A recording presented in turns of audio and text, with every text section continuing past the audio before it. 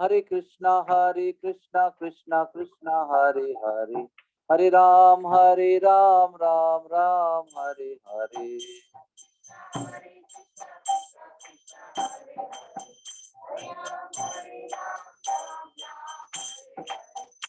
जय कृष्ण बलराम जय कृष्ण बलराम, कृष्ण बलराम जय कृष्ण बलराम।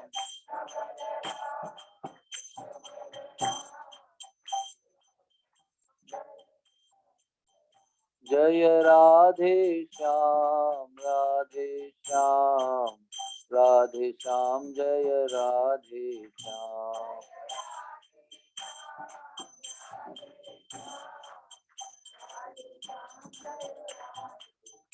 जय प्रभुपदा जय प्रभुपदा, प्रभुपदा जय प्रभुपदा।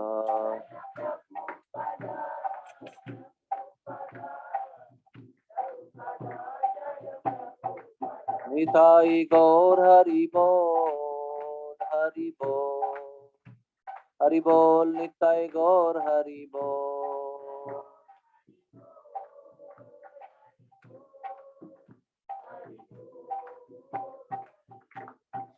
बोलो श्री वृंदावन धाम की, श्री बरसाना धाम की, श्रील प्रभुपाद की जय जय श्री राधे श्याम। ओम नमो भगवते वासुदेवाय,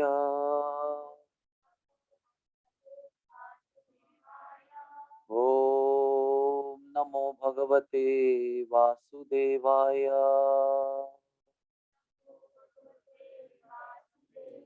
ओम नमो भगवते वासुदेवाय।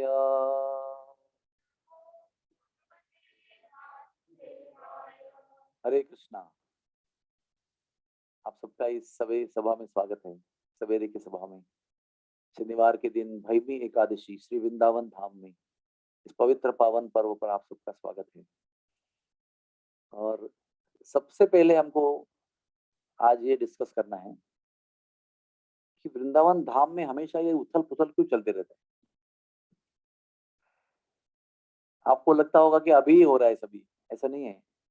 जब यहाँ पर कृष्ण थे ना, तभी भी हर दिन यही था। आप ऐसे गाय चराने जा रहे हो, तुरंत केशी आ रहा है, उधर अरिष्टासुर आ रहा है। रासलीला खेलने जा रहे हो, तुरंत वहां अरिष्टासुर आकर अटैक कर रहा है। आप गाय चराने जा रहे हो और वो अपने इंद्र का पूजा कैंसिल किया, गोवर्धन का किया, वर्षा हो रही है और वो पता नहीं है। आप आज आपको सब पता है कि आगे क्या होने वाला है, बकासुर को मारने के बाद क्या होने वाला है, सब पता है। लेकिन उस समय पर पता नहीं था क्या होने वाला है। Everything was like surprise. सब कुछ ऐसा अचानक हो रहा था। अरे क्या हो रहा है अभी, ये आवाज कहाँ से आ रही है? पता चलता है कि अरिष्टासुर आ रहा है, वो आतंक मचा रहा है।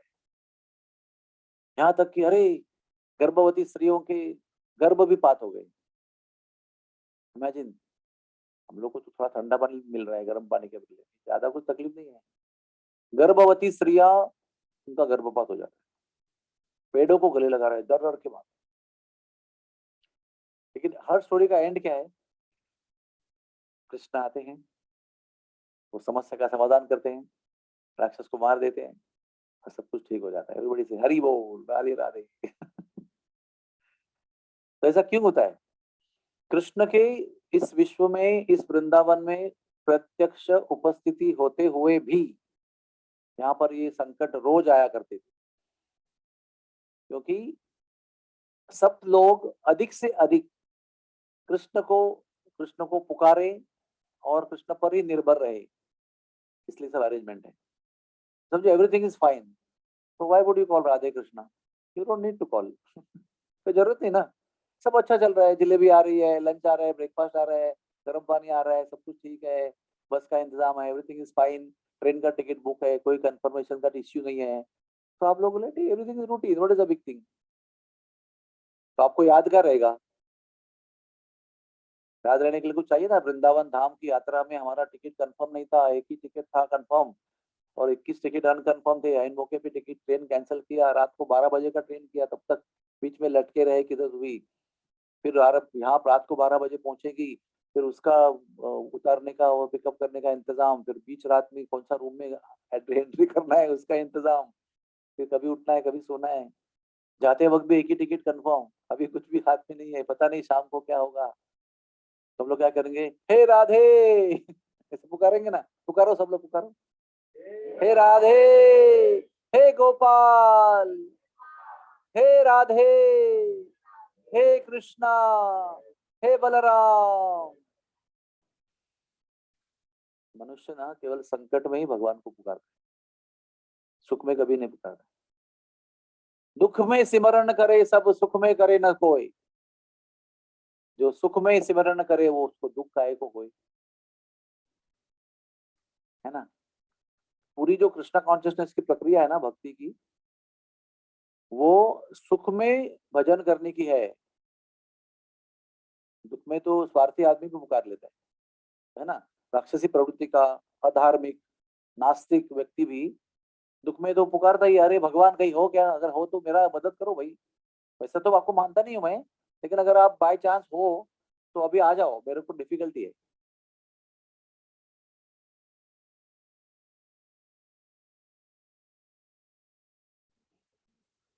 उनको बोलो कि मैं क्लास दे रहा हूँ। तो ये सारी जो कृष्ण कॉन्शियसनेस प्रक्रिया है, वो हमको सुख में हमेशा के लिए भगवान को याद रख के उनको पुकारने के लिए, क्योंकि सुख की स्थिति और दुख की स्थिति इस भौतिक दुनिया में दुख की ही होती है। दुख में दुख पता चलता है और सुख में दुख का अनुभव नहीं होता है। हम भूल भुलैया में रहते, we live in illusion, everything is fine, है ना। वो आपने सुना है, शाहमृग नाम का पक्षी होता है, शाहमृग पता है, ऑस्ट्रिच। जब उस पर संकट आता है ना, तो क्या करता है पता है, वो अपना सर जो है ना वो रेती में घुसा देता है, ताकि अभी कुछ नहीं है, सब कुछ फाइन है। He will put his head in the sand and he will feel everything is fine, but nothing is fine, everything is as it is, as dangerous as it was। तो वैसे हम लोग सुख में सोचते हैं एवरीथिंग इज फाइन, नो, हर सुख के पीछे एक बड़ा दुख छुपा हुआ होता है। याद रखना इस बात का, हर एक दिन जब आप कोई सुख को अनुभव कर रहे हैं तो बी रेडी कि उसके पीछे एक छुपा हुआ है जो आपके ऊपर आएगा।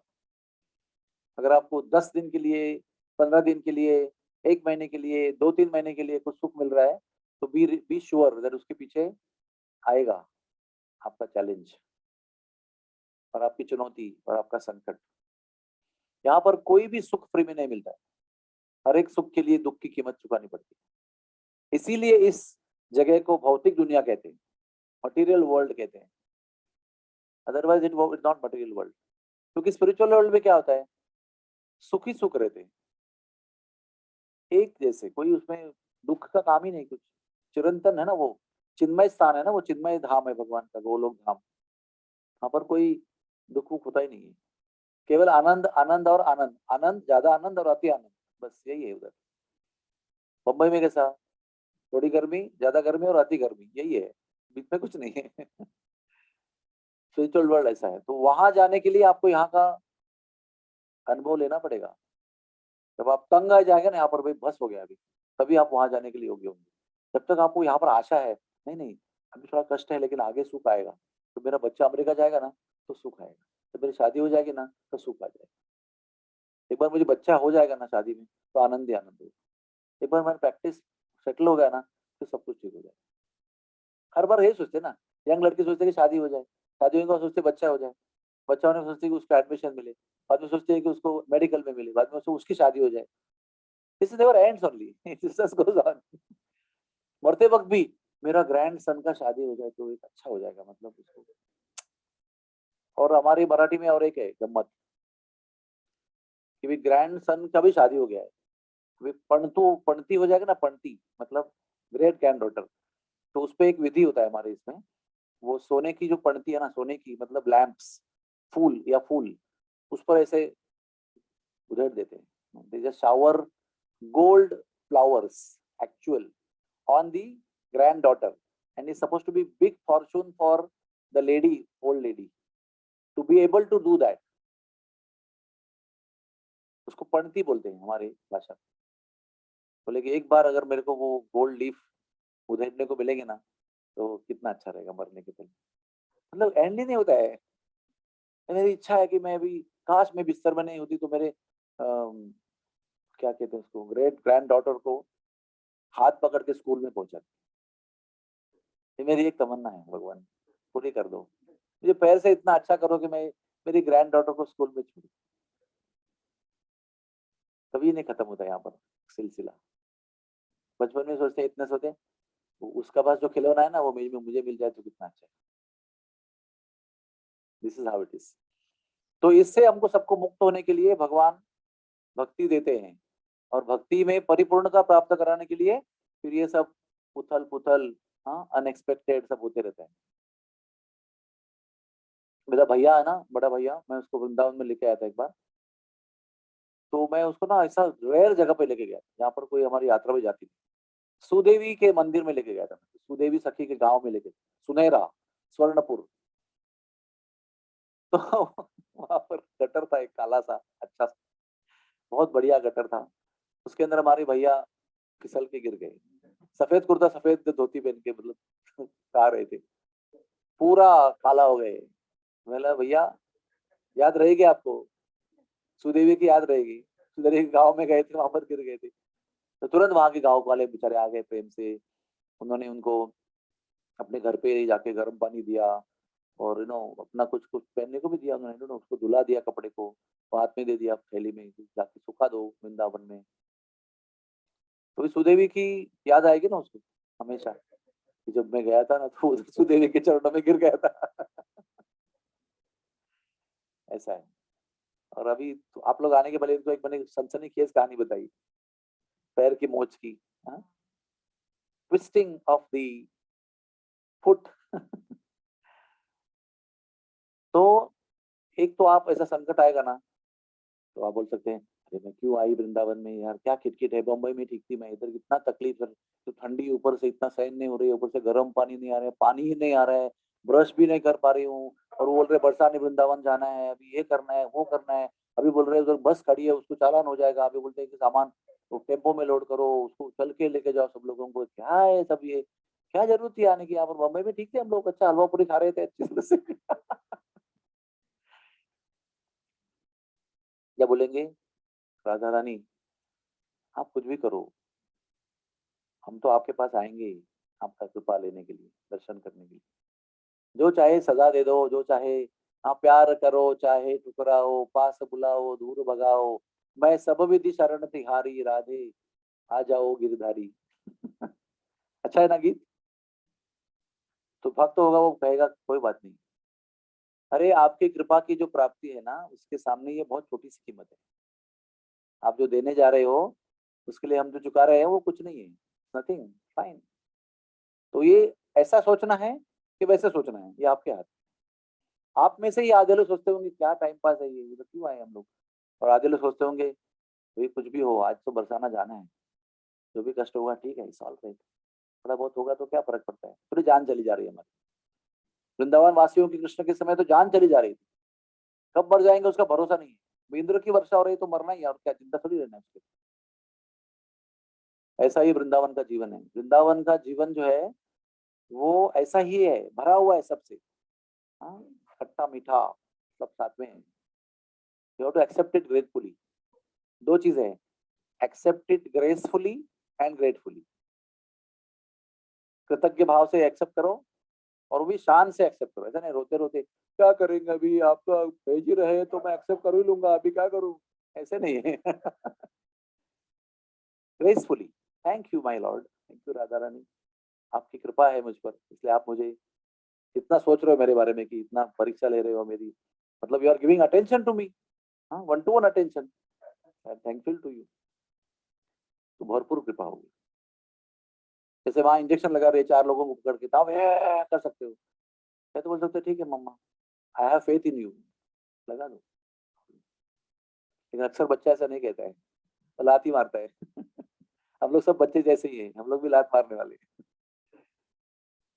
राधा रानी बड़ी दयालु है, बहुत कृपा करती है, हमने उसका अनुभव किया है बहुत इधर। इसलिए ये छोटे मोटे चीजें तो ठीक है, प्रॉब्लम। तो राधा रानी की बात चल रही है ना, राधा रानी का विषय आज का। कौन है राधा रानी ये?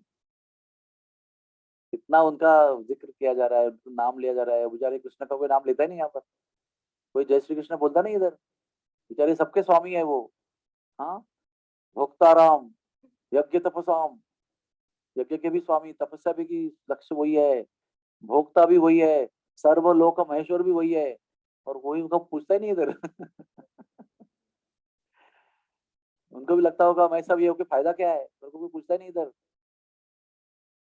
क्योंकि वो राधा रानी के अधीन है।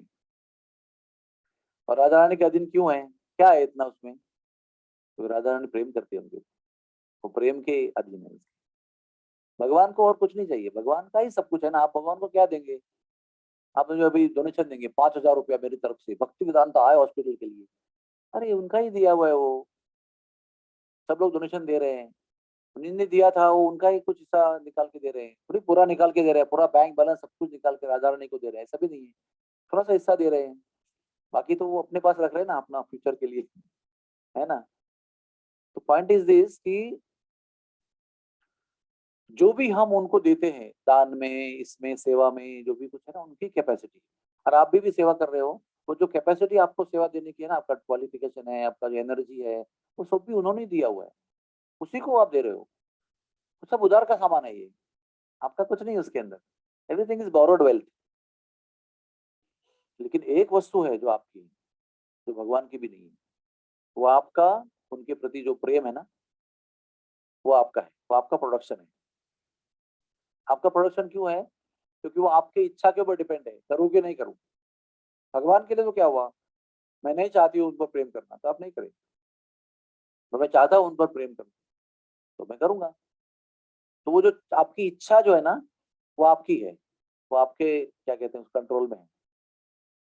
और वो जो आपकी इच्छा आपके कंट्रोल में है, उसको उपयोग करके अगर आप तय करते हो कि मैं भगवान से प्रेम करूंगा, तो उस प्रेम से भगवान वश में हो जाते हैं और उसी के लिए आते हैं। अभी वो क्या कमी है वैकुंठ में, बताओ। लेकिन राधा रानी, गोपियां, ये सब इतने बड़े प्रेम करने वाले हैं, उनके घर में ना चोरी करके मक्खन खाने को आते हैं।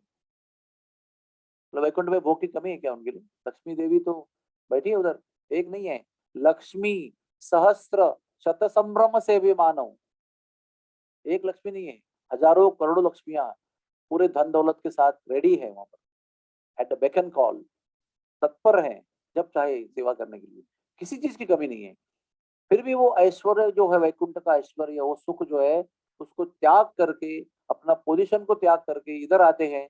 और चोर कहलाने में भी वो रेडी है कि मैं चोर कहला के भी आपके घर में आके चोरी करूंगा। माँ खिला रही है पेट भर के, फिर भी आपके घर पे चोरी करूंगा, क्योंकि वो प्रेम का मक्खन जो है ना, वो खाना चाहते हैं।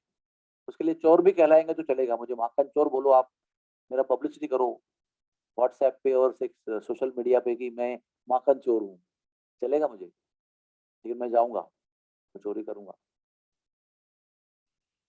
गोपियां डांटती हैं, गोपियां कुछ बुरा भला कहती हैं, गाली देती हैं, तो क्या कहते हैं भगवान मालूम है?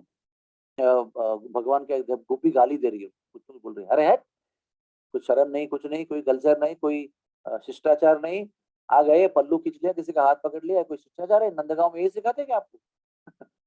नंदगांव में, नंदगांव का लड़का है ना वो, तो नंदगांव में यही शिक्षा देते हैं क्या? कोई कल्चर नहीं, कोई बिहेवियर नहीं, कुछ नहीं, कोई तरीका नहीं, जो चाहे कर लेते हैं पब्लिक में।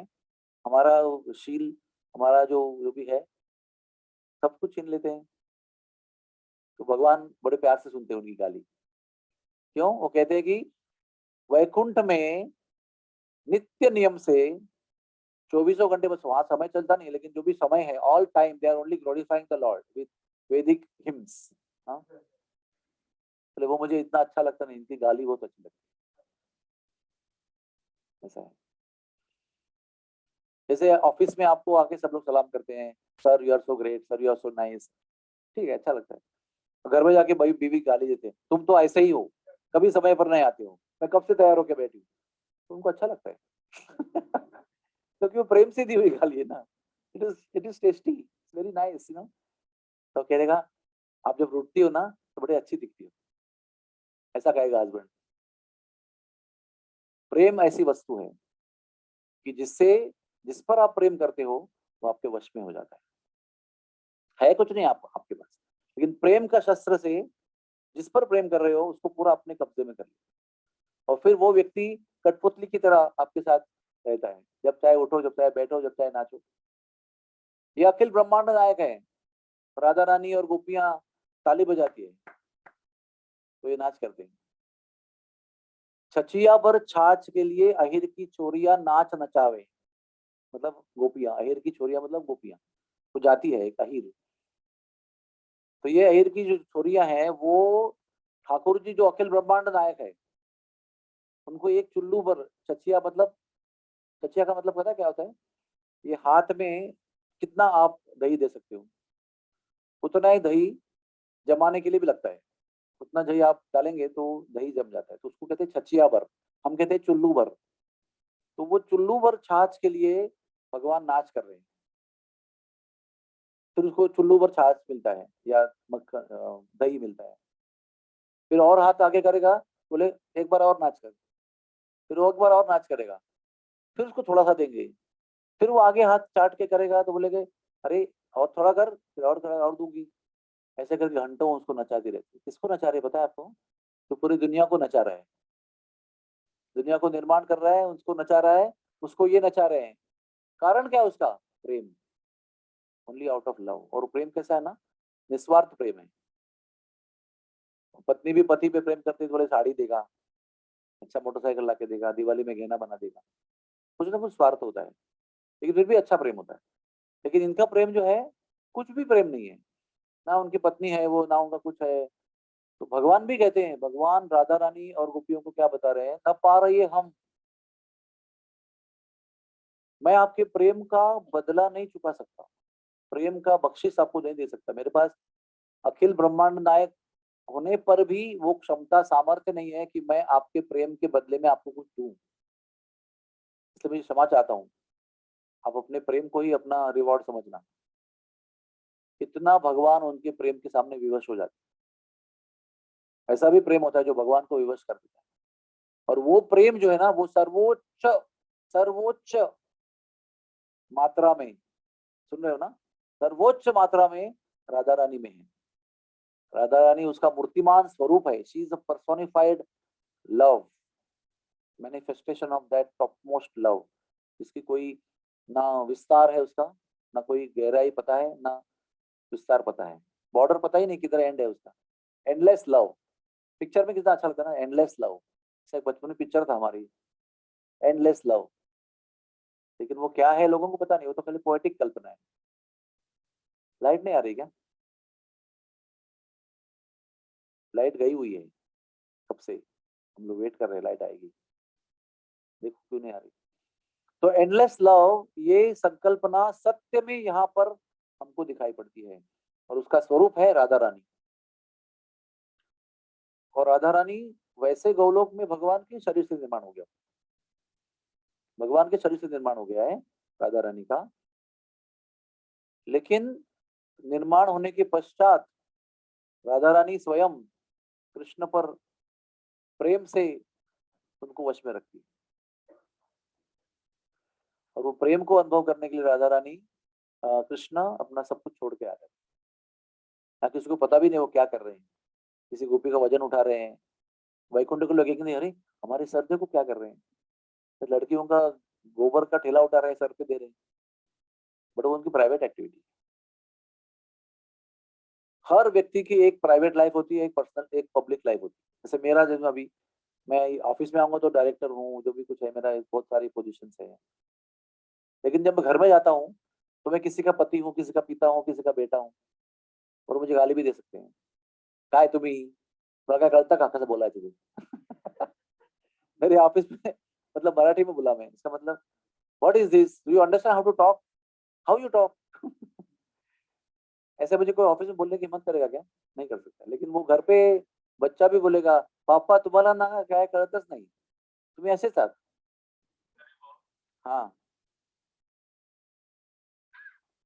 सो वो उनका, वो उनका प्राइवेट लाइफ है, और हर एक व्यक्ति का ऐसा प्राइवेट और पर्सनल लाइफ है। तो मेरा कहने का मतलब यह है कि कृष्ण भगवान का भी,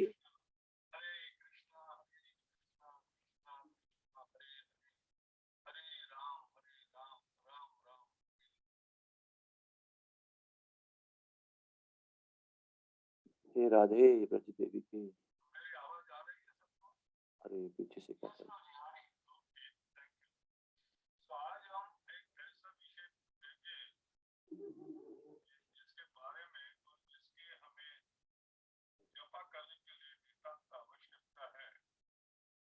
Give me 1 minute, I'll just do something.